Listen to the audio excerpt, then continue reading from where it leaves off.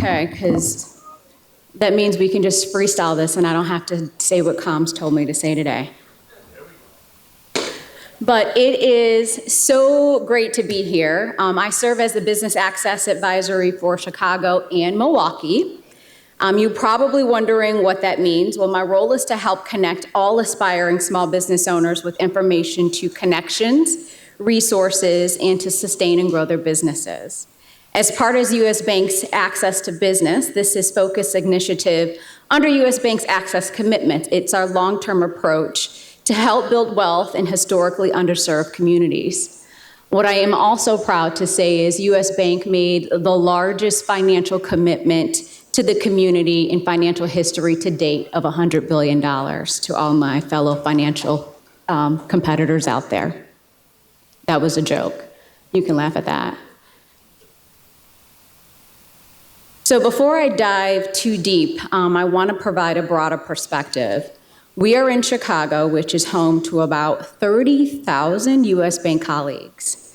One of the things we are most proud of here is the partnership from across sectors, and our entire business is to serve local communities.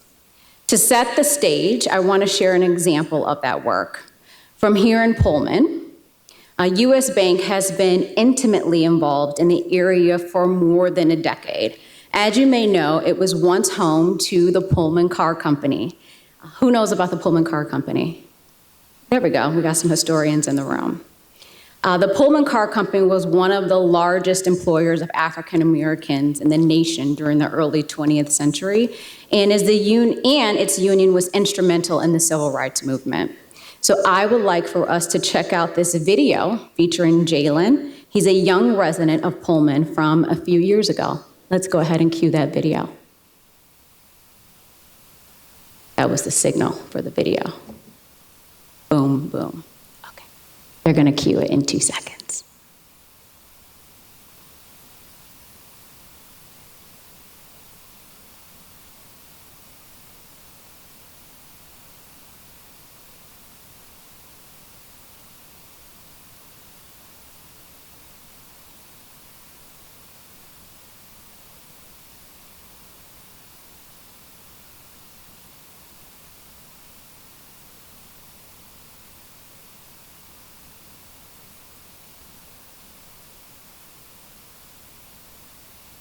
That was me. You all aren't cueing the video, but I do have a nice slide as a video placeholder. She's working on getting it up right now. No worries. Thank you.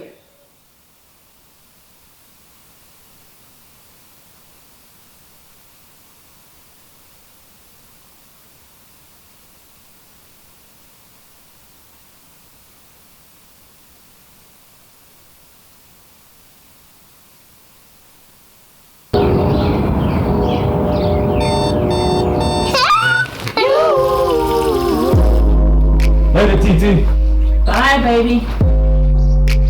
If you had to describe this neighborhood, what would that be? There's nothing like Pullman. It's my place. What are some of the changes you've seen over the past 5 years within the Pullman neighborhood? Well, I finally feel like we're included. We're here. And I now see that we're getting acknowledged. There's been like a boom of growth in the Pullman area that was really needed. I see a new generation of kids that are really doing their own thing. They are aware of their community, they are aware of what's going on in the world, and I believe that they're looking for ways to contribute. If you had to describe the people of Pullman to an outsider, what would that be? Family. I know it's crazy because family traditionally is people of the same ethnicity, same creed, but family here is everything. There's nothing like Pullman. It's my place. My people, my family. Pullman is home.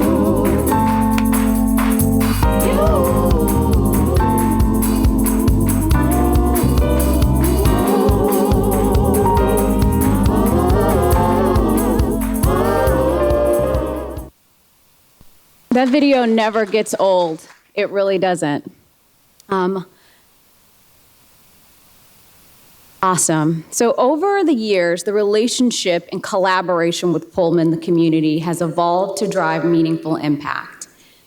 Of the 110 million invested, 68 million in Pullman involved tax credit equity and debt from impact finance. According to Chicago Neighborhood Initiatives, our long-term partner is Work. These investments have helped catalyze 370 million in other public and private investments throughout Pullman. This impact is measurable. Let's talk about it. It created more than 1,500 permanent jobs, helped to develop more than 1.75 million square feet in commercial, industrial, and recreational space. Residential property values have increased 136%. We donated the land and invested tax credits to build 30 million US dollars, and then the Pullman Community Center, which opened in 2018, which brought year-round indoor recreational education. Who here has ever been to the Pullman Recreational Center? Okay, well, you all, awesome. You all need to go because the turf is beautiful. It's like a really beautiful recreational center, and it has an indoor food court, and the hot dogs are really good. Y'all should check it out. Not to mention other employers like Method and Whole Foods, bringing in higher paying jobs, and the Pullman Arts Lofts, bringing in affordable housing with a preference by artists. So thanks to our partnership with CNI, we are able to hear from residents, community leaders, elected officials, businesses, and corporations. It all begins and ends with listening and learning. All right, so let's talk about me, which brings me here. I don't sell a product. The salespeople do. I'm not a salesperson. My role, along with 15 other business access advisors across the country, is centered around listening and learning to our business owners that I serve. So where do I begin? My role is to ensure that our minority business owners get access to capital. We find over and over again that the common pitfalls often come from the lack of access, whether it's access to capital, resources, or information. It's part of the reason why U.S. Bank created the Business Access Advisor role here in Chicago and cities across the country. We are striving to help business owners, particularly when they are starting out or expanding, to overcome those common challenges by connecting them with people who can help them with access. This could be with local nonprofits, startup spaces, or our bankers to provide financial education. So what does that all mean in layman's terms? When our business owners need help, they come to me. When our business owners can't get access to capital through the traditional finance channels throughout the bank, they come to me and I help you find resources outside of the bank. A lot of us face credit challenges. You come to me and I help you get right on track. That's what I do at the bank here in Chicago and in Milwaukee. So let's talk about financial education and funding sources. I can't stress the importance of financial education enough. For our aspiring and current small business owners, do you know that building your personal credit plays a crucial role to securing your small business? I can't stress this enough. One of the major issues to why our business owners aren't getting funded is because of personal credit. Too many times, time and time again, I hear people tell me, well, TikTok told me that all I need to do is focus on my business credit. Well, that is a lie. It costs an average over $30,000 to start a small business, according to the Department of Labor. And some of our top funding sources come from your personal savings and raising money through family and friends. And that's not the way we should be doing it, but some of our biggest barriers come from our personal credit challenges. So let's talk about some of the funding sources. All right, SBA. We all know who the SBA is, correct? Okay. SBA is great because they have loans that are backed by the government, right? So the banks like SBA loans because we don't have to take on a ton of risk. Do you know what also comes with the SBA? Who said paperwork? You've experienced it, haven't you?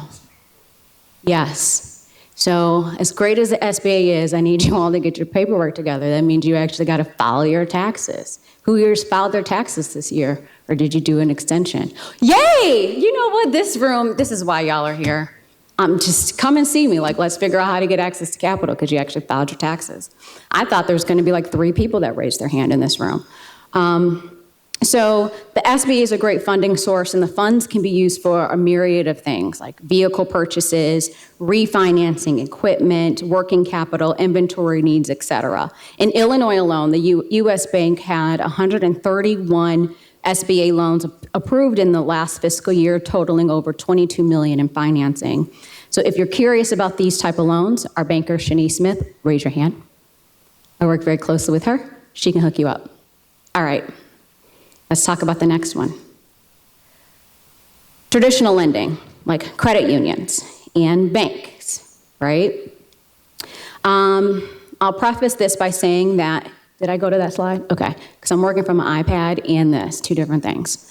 I'll preface this with saying that it can be more difficult for startup business to obtain traditional lending.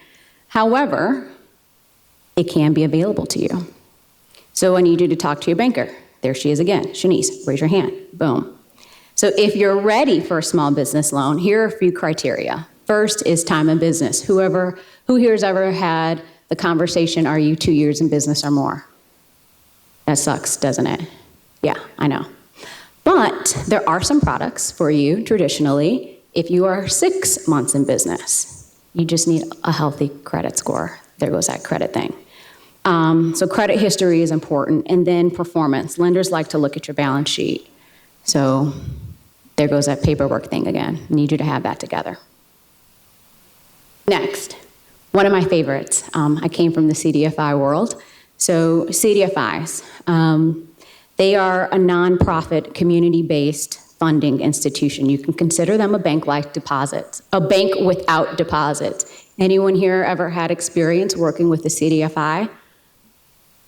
1, did you have a good experience? That sucks, okay? I'm sad about that. Hopefully we can turn that around. I was hoping that like when I threw that question out there, you were gonna be like, my experience was absolutely amazing and it was moonbeams, roses, and sparkles. But that's okay, we can't win them all. But they play an important role in generating economic growth and opportunity in underserved communities. Often, if you don't qualify for an SBA loan or traditional lending, I will work with you to connect you with CDFIs to help you build and gain credit to access to capital through CDFIs. So, you all see how you can get access to capital, but what were some of the main things that I just talked to you about? There were 2 main things. And what else? Thank you. Can y'all get that together? Those are like the 2 things. Credit and paperwork, please. All right. In closing, as we talked about earlier, it's about listening and learning in credit and paperwork. Whether we're talking about community impact or specific business owners, we are all working to create long-lasting impact for individuals, families, and communities. As for Jalen, we think about he's 20, and the hope that he has for his community is strong and thriving today. Thank you for your time.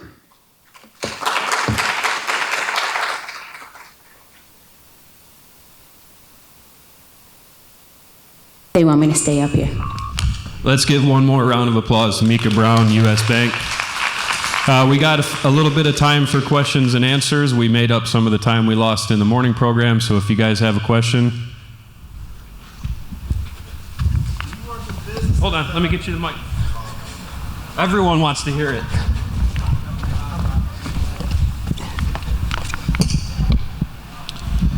Hello, Hello, how you doing? Great, how are you? Not too bad. Great presentation. Thank you.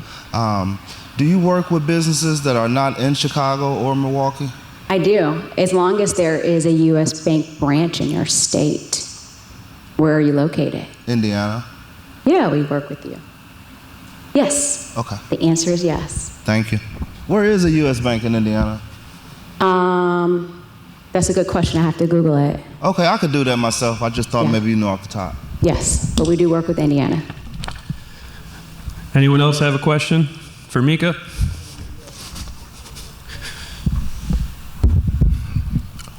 Micae, you had a wonderful presentation. One of the things that I was a little curious about was specifically acquisitions.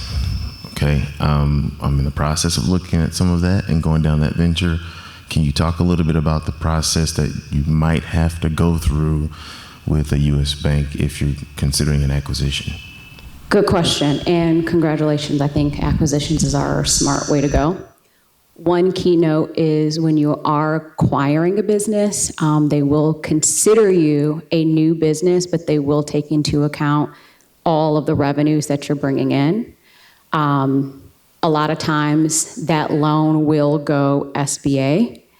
So I highly recommend when you are acquiring a business that you dive deep into the books and you bring in your own accountant and get all of those financial paperwork. And I would go back 5 years at least. You would work with a business banking relationship manager. That's what we call them when we come over to U.S. Bank, and have them go over all of the financials. But typically those deals do go SBA. They consider them startup because you're starting like a new LLC, but they do take into account the revenues that that business generated because it was an existing business before. Does that make sense? Yes. So if you factor in the 5 years, does your personal credit still play a part in the SBA approval? 1,000%. Okay. No matter how old your business is, there's no financial institution that won't ask you to personally guarantee your loan. It just doesn't go on your personal credit. So anyone that tells you you don't have to personally guarantee, I think they're lying. Any final questions? We have one in the front. One in the front. I'll come back to you, ma'am. You answered my question. I had a question about land acquisition. I currently am a U.S. Bank patriot with both my businesses. Thank you for your, thank you. Thank you. And currently, majority of the profit that we make goes into renting. And so I was looking into possibly purchasing. Congrats. Thank you. And so you answered my question. Connect with me and I can connect with you. Absolutely. Connect you with some people that are experts on what you're trying to do. Thank you so much for your advice. I was wondering if you know anything about education loans. If, with artificial intelligence and all these new topics coming in, if there's a way that we might educate our employees in a small business format, if there are those types of possibilities that a small business could take advantage of. I'm not sure where we would find that financing. That's a good question. Yeah, just like another benefit to offer your employees. It is, and we have to talk offline about that because I don't know, but I'll find you the answer.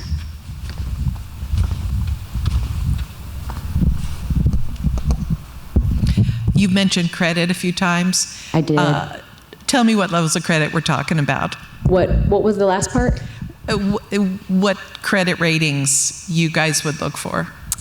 Okay, so legally, I can give you the national credit standards, okay? The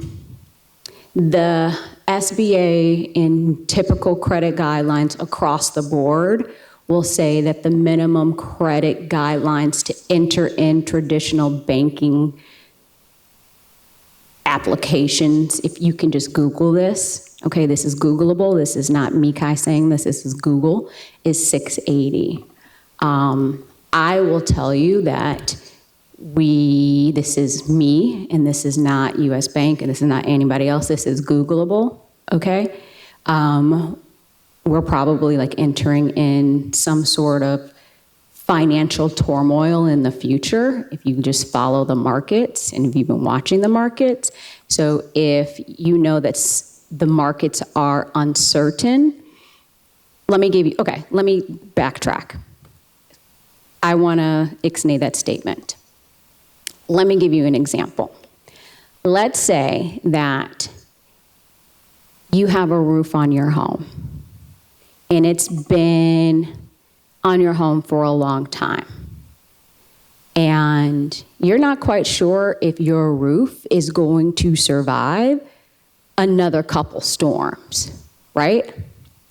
So wouldn't you want to hold on to as much money as possible just in case something happens to your roof, right?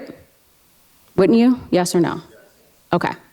So same with the bank.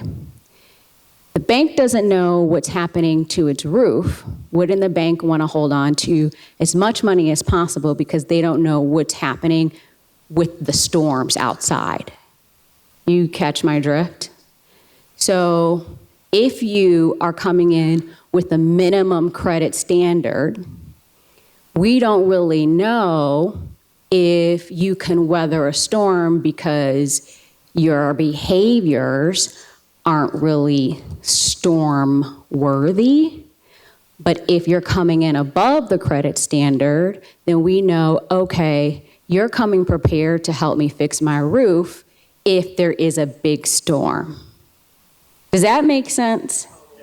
Okay, without me getting in trouble. Okay, great. So you heard the standards across the board. But like if there's a storm, you want people in there that can weather a storm with you.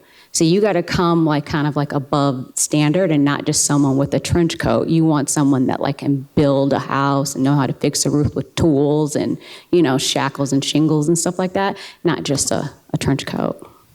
We want like stormtroopers. No, we don't want tarps. We want stormtroopers, right? Yeah. Does that make sense?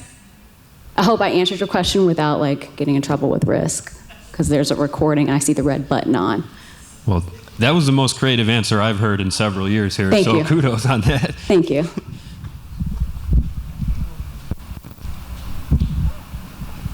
Hi, I'm Sheldon Anderson. I own a luxury vinyl plank flooring company. I just want to also say not to discourage folks with the credit score either, because I've been on my own credit journey, but I've gone through and was able to get SBA loans, acquisition loans. So the red tape that you mentioned is very true. There's a lot of it, but you know, some of those restrictions, banks can look past some of those things because they know that they'll have that SBA backing. So just because your credit isn't great, don't let that discourage you from going after finding that funding. Absolutely. Can I piggyback off of what you said? That's why I have a job. So if you don't have that for traditional lending, my job is to help you get your credit score where it needs to be for traditional lending, or help you go to CDFIs. Even though he didn't have a great experience, there are people that do have great experience with CDFIs, and they don't necessarily look at credit, they look at character. And they also ask you for a ton of paperwork, if that makes sense. Any other takers, questions? Well, once again, please give a round of applause to Micae Brown, U.S. Bank Assistant Vice President, Business Access Advisor. We appreciate your time.